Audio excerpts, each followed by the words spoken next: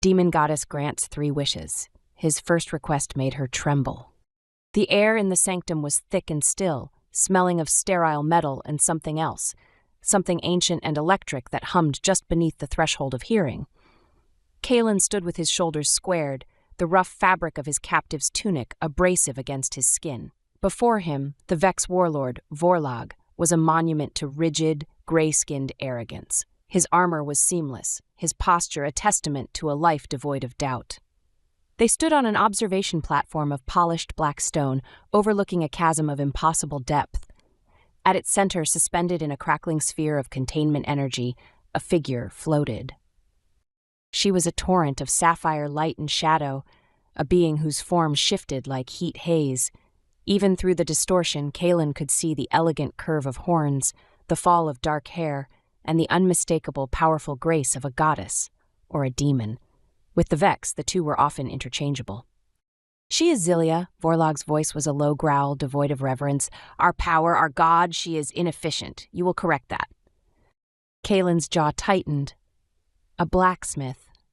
They had dragged him from the ruins of his homeworld, where he'd been forging plows from the husks of their fallen ships, and brought him across the galaxy to be an overqualified mechanic.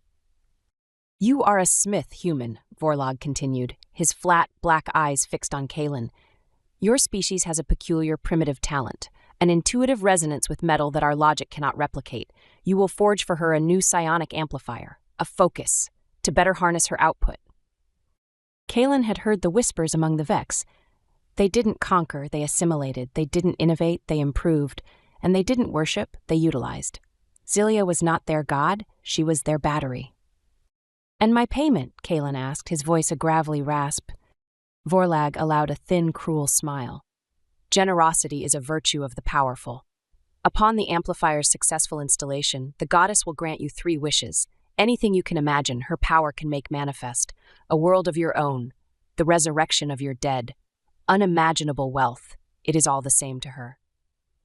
Wishes. The word was a bitter ash in Kalen's mouth. He had wished for his wife and daughter to be spared from the Vex plague. He had wished for his apprentice, Alara, to live to see another sunrise after a stray Vex patrol had strafed their settlement. The universe had remained silent. He had no more wishes to waste. But he saw the path to survival. "I agree," Kalen said. He was led away, down spiraling corridors that seemed carved from bone, to a vast, cold chamber. A rudimentary Vex forge sat in the center, all sterile angles and humming power conduits. It was an insult to the craft. A communications terminal shimmered to life on the wall, and through it he saw her again, Zilia, a swirling cosmos of blue energy. Her voice, when it came, was not a command, but a melody, a sound like starlight falling on crystal. "You may have your first wish, Smith." Vorlag and his guards watched from the terminal's pickup, expecting a plea for comfort or a trinket of home. Kalen looked directly at the shimmering image of the goddess, his eyes hard as iron. "I wish for a proper forge," he stated, his voice ringing with defiance in the cavernous room. "A hearth of Terran granite, 2,000 kilos, with a core temperature I can regulate to the degree. I want bellows of Cathar leather, a quenching trough filled with water from a deep terrestrial artesian well, mineral-rich and pure. I want hammers of graduated weight, from 1 kilo to 20, forged from a tungsten carbide alloy balanced to my hand. Tongs of every shape, chisels, fullers, swags, and for my materials, I want ingots of prime cavorite, whisper steel, and 100 kilos of raw, unworked negonite ore, the kind you can only find in the heart of a collapsing star." Silence. Vorlag's gray face contorted in a mask of fury at the sheer, impossible audacity. The Vex prized efficiency, not artistry. The resources Kalen demanded were rarer than black holes. But before the warlord could voice his rage, Zilia's melodic voice filled the space, laced with something Kalen had not expected: amusement. Granted. The Vex forge vanished in a silent implosion of light. In its place, shimmering into existence from nothing, was the most beautiful workshop Kalen had ever seen. The granite hearth was warm to the touch. The scent of clean water and hot metal filled the air. The tools arranged on the racks were masterpieces of form and function. He ran a calloused hand over the cool, impossibly dense surface of a negonite ingot, and for the first time in years, the smith within him, The artist he thought had died stirred. He could feel the sanctum around him, a low, constant hum of energy. But here, in this space, he was no longer just a captive. He was a creator. From her prison of light, Zilia watched. She had granted wishes for empires, created and destroyed suns on a whim for petitioners. But no one had ever wished for the tools to simply create. She watched as Kalen stripped off his tunic, his back a landscape of corded muscle, and picked up a hammer. The sheer, focused passion of his existence was a force she had not encountered in millennia. The rhythmic, sensual ring of his hammer on the steel was a song of life, and it echoed in the void of her own timeless existence, awakening a dangerous, forgotten flicker of feeling. The work was his solace and his obsession. Days bled into weeks. Kalen lost himself in the shaping of the metal, the hiss of the quench, the solid, satisfying ring of the hammer. Each strike was a meditation, a way of pushing back the gnawing grief that had been his only companion for so long. But as he worked, he felt the sanctum. It wasn't just the ambient hum of its power, it was in the very resonance of the metal he shaped. The living structure of the Vex Temple was a song, and his psychic link to the forge was teaching him the notes. It was a melancholy tune, one of immense, ancient pain. Zilia's pain. He was shaping the components for the amplifier, following the Vex schematics, but his true work was in listening. He was mapping the sanctum's harmonics, learning its weaknesses. Vorlag grew impatient with the human's meticulous pace, but the results were undeniable. The alloys Kalen produced were flawless, capable of channeling psionic energy with a purity the Vex had never achieved. Finally, Vorlag's patience wore thin. The time had come for the second wish. Kalen was brought from his forge, the scent of sweat and hot metal clinging to him, and placed before the shimmering containment sphere once more. Zilia's form swirled within, a storm of captive power. Vorlag stood beside him, a silent, menacing presence. "You have worked well, human," the warlord grunted. "Your second wish. Ask for a fleet, a harem, a mountain of gold. Do not waste the goddess's energy on frivolous things." Kalen ignored him. His gaze was fixed on the swirling blue nebula of Zilia's form. He thought of the lonely, aching note he felt in the metal, the sorrow that echoed in every corner of this sterile, stolen place. He thought of his wife, of the simple pleasure of sharing a meal, a pleasure he had taken for granted until it was gone forever.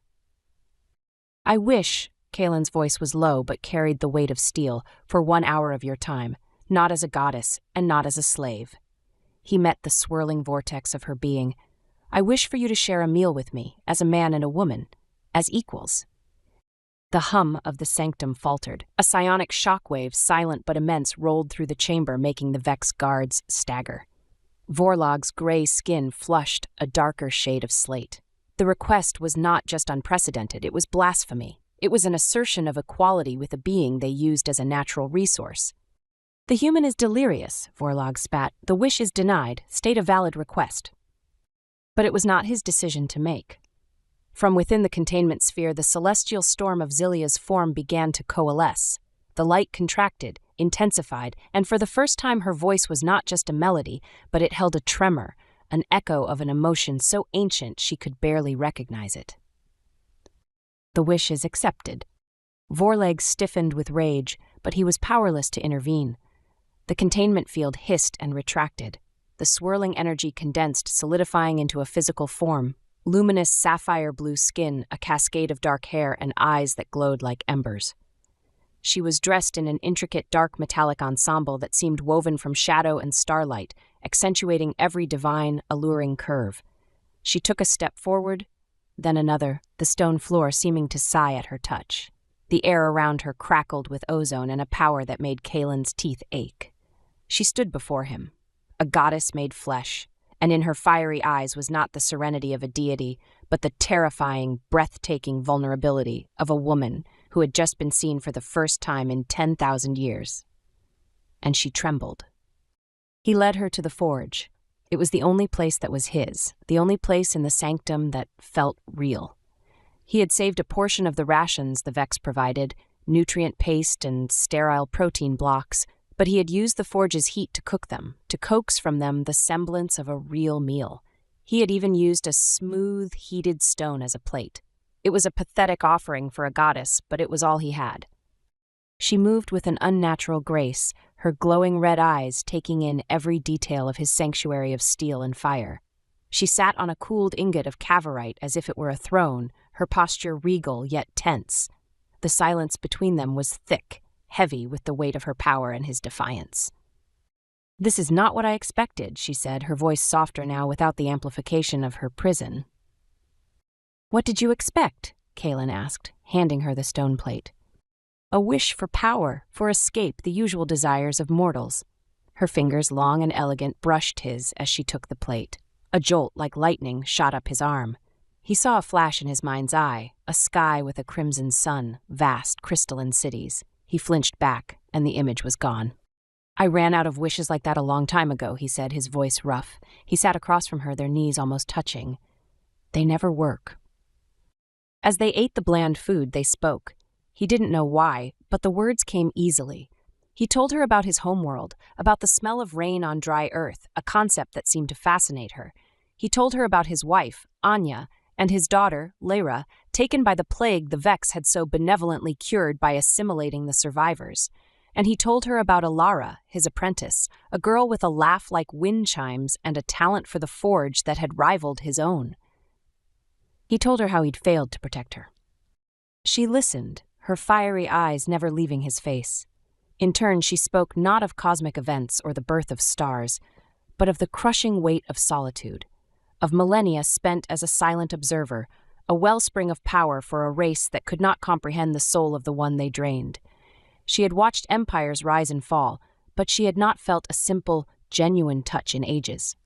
As he spoke of his loss, she reached out, her cool blue fingers tentatively tracing the lines of his calloused hand. "Your life is a tapestry of scars," she whispered. "Scars are a record of survival," he replied, not pulling away. The touch was electric, and this time, the vision it sparked was clearer. He saw her not as a goddess, but as a young woman, her skin the same vibrant blue, laughing under that crimson sun. She was with another, a man of her own kind, their hands intertwined. The feeling that washed over him was one of pure, unadulterated joy. And then, shattering it, a vision of fire, of cities falling, of a terrible, all-consuming silence. He saw her scream, a soundless agony of loss that dwarfed his own 1,000 times over. He pulled his hand back, gasping, "What was that?" Zelia's face was a mask of sorrow, a memory, a wish you did not speak. She looked at the half-finished device resting near the forge. "They told you it is an amplifier." "A focus," Kaelin corrected, his heart beginning to pound with a new, cold dread, "to make your power more efficient." "The Vex are nothing if not efficient," she said, her voice laced with a bitterness as old as the stars. "The sanctum, this temple, it is not a shrine, Smith. It is a parasite. It feeds on my energy, a slow, constant drain. The amplifier you are building is not a focus. It is a siphon, a key designed to unlock the final floodgates of my power, to drain me of my very essence until there is nothing left. It will kill me, Kaelin, and it will make the Vex unstoppable." The weight of her words settled in the space between them, heavier than any hammer, colder than any quenched steel. He, Kaelin, the captive Smith, was being forced to forge the final lock on her cage, the very instrument of her execution. His own past failure, the death of his apprentice, came rushing back, not as a memory, but as a fresh, gaping wound. He looked at this powerful, broken being before him, and saw not a goddess, but a reflection of his own helplessness. He was returned to the forge, the taste of ash in his mouth. Zelia's confession replayed in his mind, each word a hammer blow against the anvil of his conscience. He had been so focused on his own survival, so wrapped in the cynical armor he had built around his heart, that he had failed to see the truth right in front of him. He was not just a prisoner. He was being made a collaborator in a murder of cosmic proportions. The memory of Alara's face, pale and still, flashed before his eyes. He had been helpless then. He would not be helpless now. He ran his hands over the cooling metal of the amplifier components, but this time he was not just feeling their temperature. He was listening. He closed his eyes and pushed his own innate psionic resonance outward through his hands into the metal and from there into the very structure of the forge itself. The low, pained hum of the sanctum was no longer just background noise. It was a language. He could feel the interconnected pathways, the arterial flows of energy, the great, beating heart of the living prison that was Zilia's tomb. And in its song of sorrow he could hear its flaws, its dissonant notes, the precise frequencies that held it all together. He now knew he could shatter it. A new fire lit in his eyes, a forge fire of pure, defiant rage. He looked at the Vex schematics for the amplifier, a design of cold brutalist efficiency, and he began to change it. He kept the outward appearance the same, a lattice of gleaming alloys and intricate conduits that would appease Vorlog's aesthetic sensibilities. But the core, the heart of the device, was his own design. He was no longer building a siphon. He was forging a key, a resonance key, a weapon that would not amplify Zelia's power for the Vex, but would turn the Sanctum's own energy against itself, to tear it apart from the inside. The work became a dangerous dance. He had to pour his intent, his very will, into the metal, shaping not just its physical form but its resonant properties. It was an act of creation more intense than anything he had ever attempted. A single psychic slip, a moment of uncontrolled emotion, and the Vex overseers monitoring his work would detect the deviation. His life would be forfeit. He felt a soft touch in his mind, a gentle stream of energy, as cool and blue as her skin. "Be careful, Smith." It was Zilia. From her prison, she was watching, and she understood. She began to feed him information, not in words, but in pure psionic data. Ancient Vex engineering principles, the precise energy frequencies of the Sanctum's core, the weaknesses in its containment matrix. It was a secret, intimate collaboration. When his own energy waned from the intense mental focus, she would send him a trickle of her own power, a current that flowed from her mind to his, binding them in a way that was more profound than any touch. The shared danger, the secret rebellion, was a crucible, and in its heat, something new and fragile was being forged between them. Their collaboration required proximity. Under the pretense of calibrating the resonant metals to her unique psionic signature, Kaelin arranged for Zilia to be brought to the forge. Vorlog, though suspicious, could not deny the logic. The efficiency of the final device depended on it. So she would come, materializing in her physical form, the air around her humming with contained power. The Vex guards would stand at a nervous distance, their weapons ready, but inside the immediate heat and noise of the forge, the two of them found a pocket of stolen intimacy. The clang of the hammer was their conversation, the hiss of steam their shared secret. He showed her the memory of building a snow fort with his daughter, the cold, wet sting on his hands and the warmth of her laughter. She, in turn, projected into his mind the sensation of drifting through a gas nebula, of feeling the solar winds on an ethereal body, a loneliness so vast it was almost beautiful. Their romance was not one of whispered sweet nothings, but of shared experiences across an impossible gulf. The tension between them was a living thing, as tangible as the heat from the hearth. It coiled in the air whenever he moved close to her. One afternoon, he was fitting a newly forged component into a harness designed to hold the amplifier against her body. It was a lie, of course. The harness was meant to hold the resonance key. But to sell the deception, she had to wear it. "I need to check the fit," he said, his voice lower than usual. She stood perfectly still as he approached. He reached around her, his bare, muscular arms bracketing her slender, blue-skinned torso. His fingers, calloused and strong, brushed against the smooth, cool skin of her back as he adjusted a strap. The contact sent a shiver through her, a purely physical reaction that had no place in the life of a timeless energy being. She could feel the heat radiating from his body, smell the scent of sweat and hot iron that clung to him. It was the scent of life, of mortality, of effort. She tilted her head back, her glowing red eyes meeting his. The air in the forge grew thick, the hammer's last echo fading into a heavy, expectant silence, broken only by the crackle of the hearth and the sound of their breathing. He was so close she could see the flecks of forge light in his dark eyes. His gaze dropped to her lips. It was a moment stretched thin, a breath held too long, a dangerous, beautiful, and utterly impossible question hanging between them. The final piece of the resonance key was a sliver of negonite, no larger than his thumb, that had to be tuned to a harmonic frequency so precise it bordered on the theoretical. Kaelin worked for 3 days straight, without sleep, his focus absolute. He poured every ounce of his being into that final act of creation. The grief for his lost family, the cold rage at the Vex, and the fierce, protective, and terrifying love he now felt for Zilia. The key was not just a machine. It was a testament, a promise. When it was done, it was beautiful. It pulsed with a soft internal light, humming a tune only he and Zilia could hear. To the Vex, it would look like the perfect amplifier, a masterpiece of psionic engineering. To the Sanctum, it would be a death sentence. He knew what activating it would mean. The forge was directly linked to the Sanctum's power core. The backlash would be instantaneous and absolute, a wave of raw, uncontrolled energy that would vaporize him where he stood. It was suicide.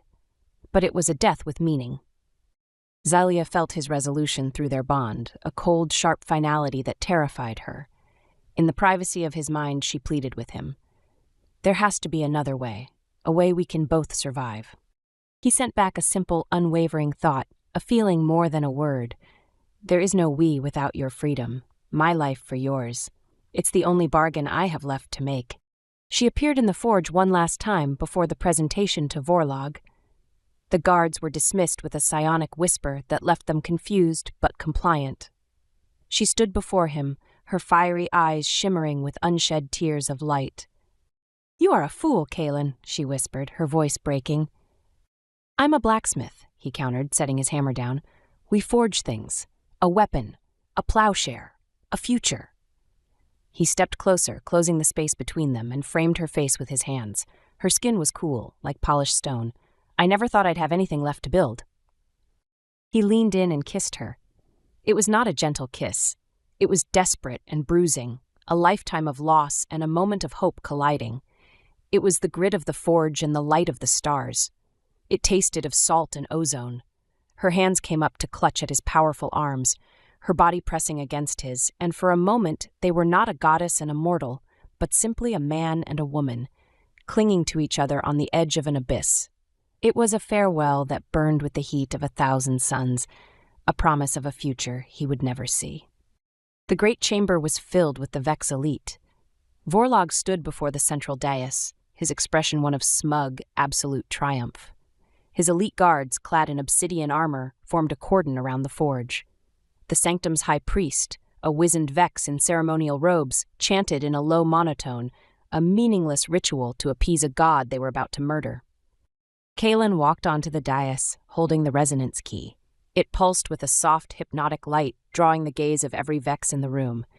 He felt Zilia's presence behind her containment field, a storm of fear and love and defiance. "It is done," Vorlog declared, his voice booming in the chamber. "The culmination of a millennium of Vex ingenuity, the final harnessing of cosmic power. Give it to me, human." He reached for the device, but Kalen took a step back, a small cold smirk touching his lips. "I don't think so," Kalen said, his voice calm and clear. "You see, I know what this really is, and it's not for you." Vorlag's face, a mask of gray stone contorted with fury. "What did you say?" "You heard me," Kalen said, his eyes flicking to the containment field where Zilia floated. "You wanted a siphon, something to drain her dry, but I'm a blacksmith, warlord. I don't build cages, I break them."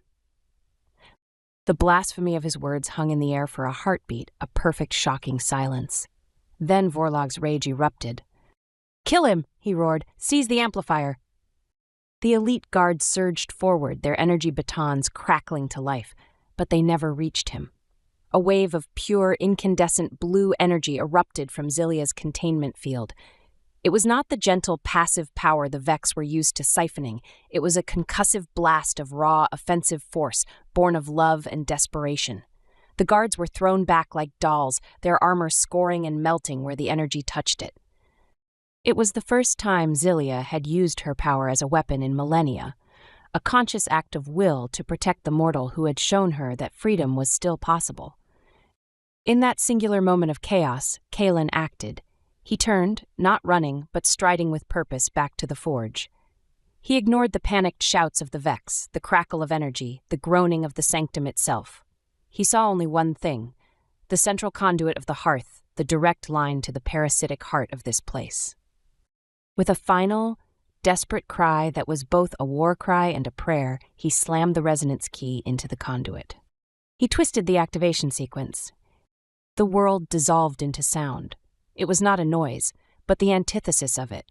A hum so profound it shook the atoms in his bones, a frequency that vibrated on a plane beyond hearing. The polished stone floor beneath him cracked.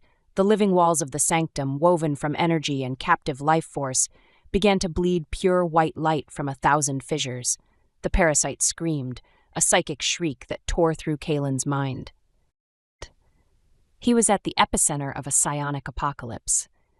The backlash from the dying sanctum and the uncontrolled flood of Zilia's power hit him like a physical blow. It was a universe of pain, every nerve ending set alight, his very essence being torn apart by forces no mortal was ever meant to endure. He felt his bones begin to fracture, his muscles seizing. Through a haze of agony, he looked toward Zilia's prison. The containment field was shattering, fragmenting into 1,000,000 shards of fading light. She was free. The sight was the last thing he saw before his world went dark. He collapsed onto the fracturing dais, his body convulsing, dying, but on his lips was the ghost of a triumphant smile. Freedom. It was blinding. A torrent of power, eons of it, suppressed and siphoned, now roared through Zilia's being, untamed and terrifying. The sanctum was collapsing around her, the very architecture of her prison groaning its death throes. Great chunks of the living stone tore loose from the ceiling, crashing into the chasm below. The Vex were in chaos, their rigid order shattered, fleeing from the raw, elemental force of the goddess they had thought they controlled. She could leave. She could simply dissolve her physical form, become the being of pure energy she was meant to be, and flee into the void, leaving the Vex and their dying world behind. It was what she had dreamed of for 10,000 years. But her gaze, those glowing embers of her eyes, fell upon the broken figure on the dais, Kalen. His body was still, a faint, flickering aura of life, the only thing separating him from the dead. The man who had looked at a goddess and seen a woman, the man who had traded his life for her freedom. Love. The emotion was so ancient it felt new, a searing, brilliant pain in the center of her cosmic consciousness. It was a force more powerful than any star she had ever witnessed, more terrifying than any black hole, and it gave her purpose. For the first time, she did not just let her power be, she commanded it. She reached out with her will, gathering the roaring storm of her essence, shaping it, controlling it. The chaotic flood of energy coalesced, responding to her intent. A cocoon of soft, healing blue light, gentle as a lover's touch, flowed from her and enveloped Kalen's body. She felt his pain, the shattering of his bones, the tearing of his flesh, and she poured her own life force into him, knitting him back together, piece by excruciating piece. The act of controlled creation, of healing driven by love, forged a new thing between them. It was a bond, a permanent, unbreakable psychic link. His soul open to her and hers to him. She felt the bedrock of his stubborn, honorable spirit.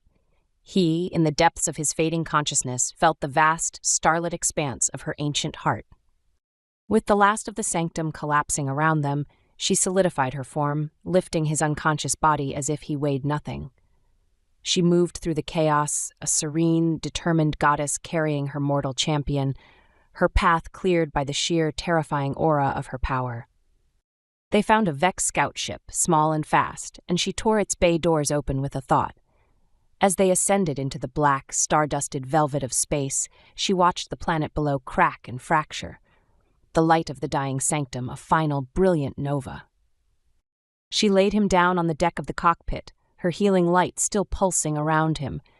They were fugitives now, hunted by the broken but surely vengeful remnants of the Vex Empire. But they were free, and they were together.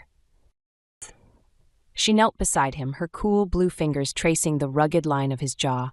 She watched, and she waited. After an eternity that was but a moment, his eyes fluttered open. They were dark, human, and filled with a pain that was already beginning to fade. He looked up at her, and a slow, weak smile touched his lips. "Did it work?" he rasped. She brought his calloused, scarred hand to her lips and kissed the knuckles. Through their new bond, she sent him the answer not in words, but in a feeling, the dizzying, breathtaking, infinite sensation of freedom. "We are free," she projected into his mind, her own voice for the first time, filled with a sound she now recognized. Hope. The hum of the ship was a low, constant counterpoint to the silence of the void. 6 months.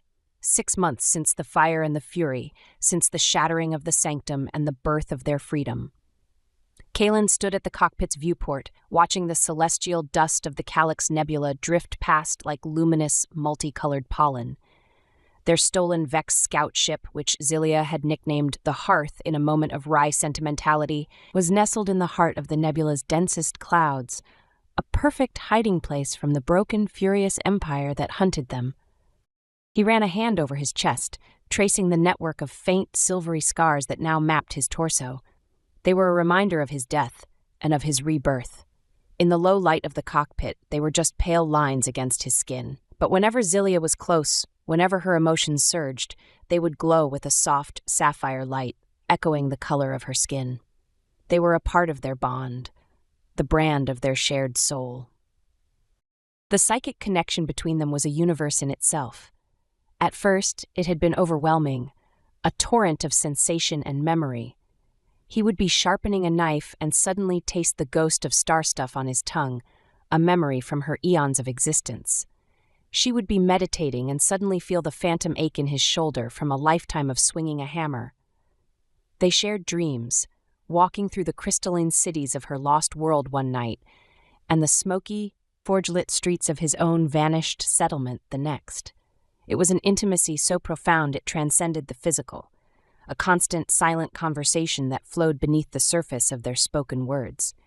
He, with his mortal gravity, had become her anchor, grounding her immense, chaotic power.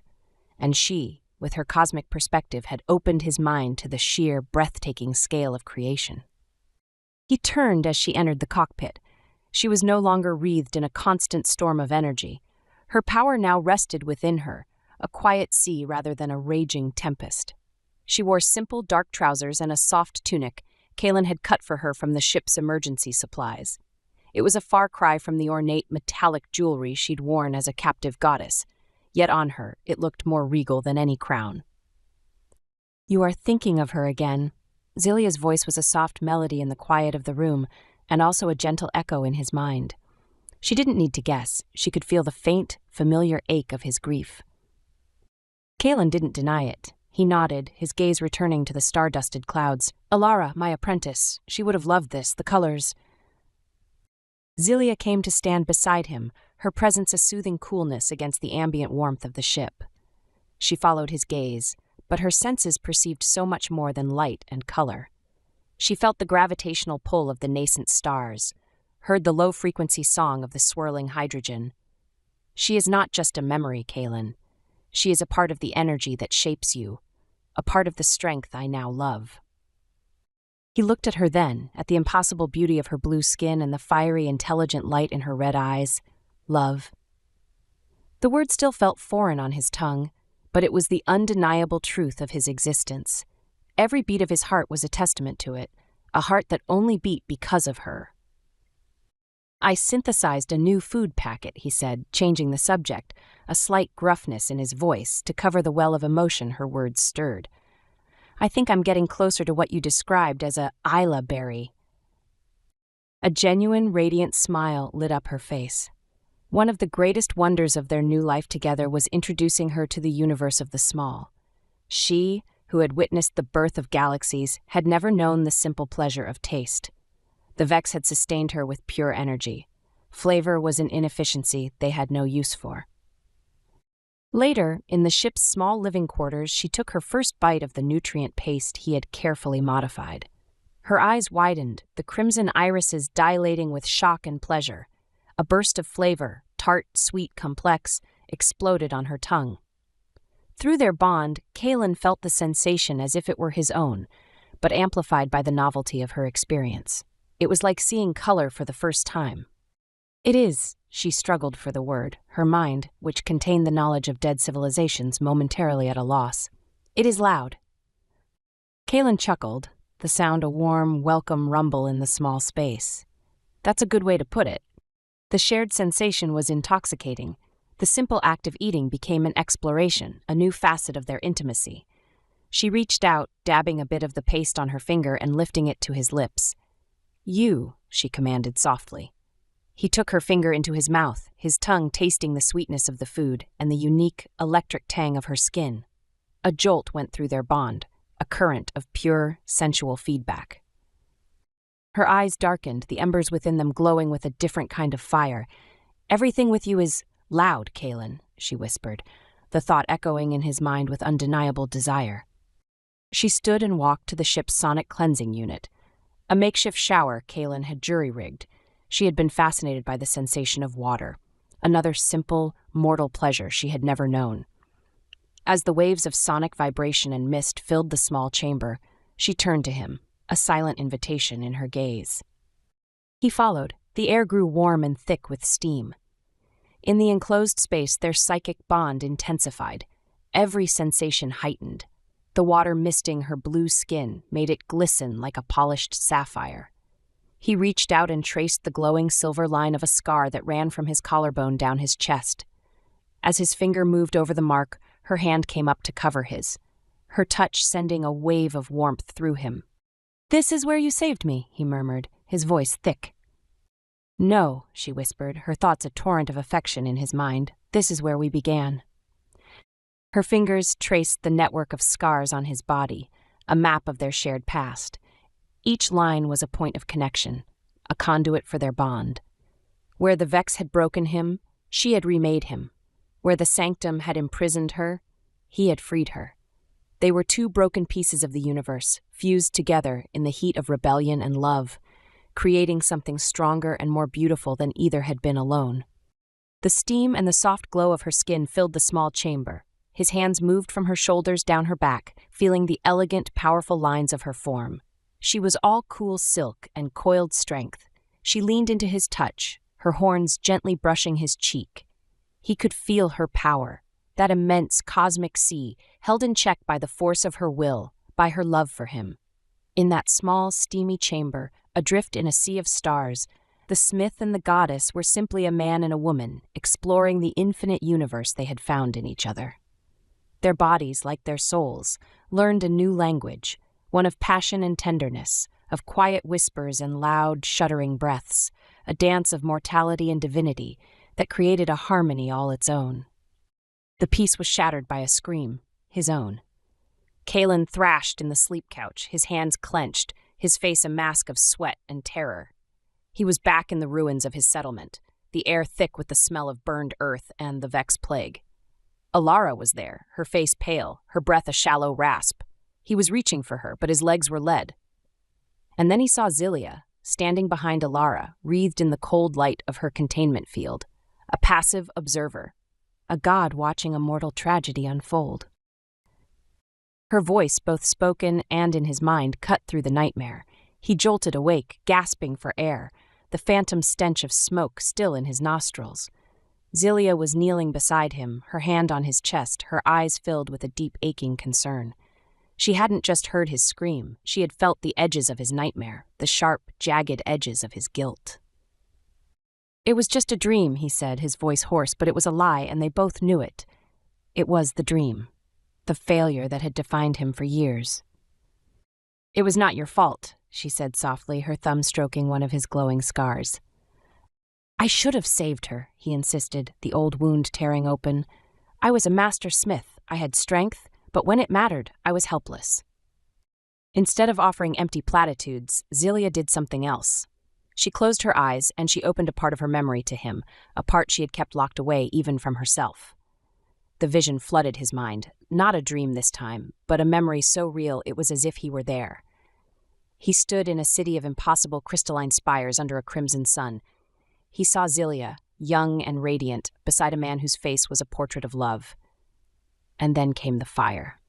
Not Vex ships, but something worse, a creeping, silent decay that unmade reality itself, a cosmic horror from beyond the veil. He felt her loss, not as an echo, but as a direct experience, the grief of a billion souls, crying out and then going silent. The loss of a civilization, of a love, of a future, a grief so immense it could swallow galaxies.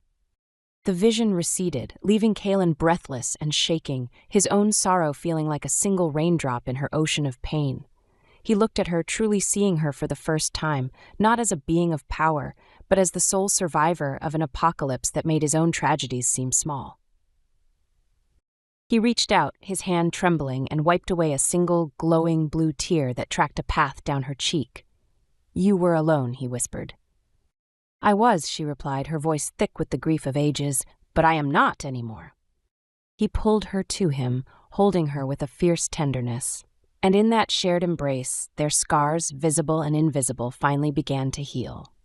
A week later, Kalen was at the ship's sensor station, running a routine scan of the nebula for heavy metals he could use to reinforce the ship's hull.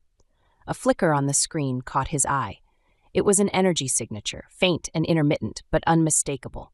He ran a diagnostic. It wasn't Vex. Their energy signatures were cold, logical, efficient. This was chaotic, alive. It was a psionic echo, resonating on a frequency he recognized with a jolt. It was the same frequency he had instinctively used to shape the resonance key, the frequency of human psychic potential. "Zilia," he called out, his voice tight with excitement. She came to his side, looking at the screen. She closed her eyes, her own senses reaching out across the void. A slow smile spread across her face. "It is," she confirmed, her voice filled with wonder. "The seed your species carries. It is singing." Somewhere out there, in the uncharted depths of the galaxy, was another source of that power, a lost human colony, perhaps, a hidden enclave that had survived the Vex. Other people who carried the same gift, the same curse, that he did. They looked at each other, and a new understanding passed between them. Their flight from the Vex was not an ending, it was a beginning. Survival was not enough, they had to build. "They will still be hunting us," Kalen said, but there was no fear in his voice, only resolve.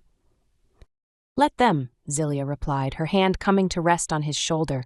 Her touch was warm, her power a steady, comforting presence at his back. "They hunt two ghosts. We will give them a future to fear." Kalen turned back to the controls, his hands moving with the sure, steady confidence of a master craftsman. He plotted a course for the source of the signal, the coordinates glowing like a beacon of hope on the screen. He was no longer just Kalen the blacksmith, the broken survivor. He was a pioneer, a protector.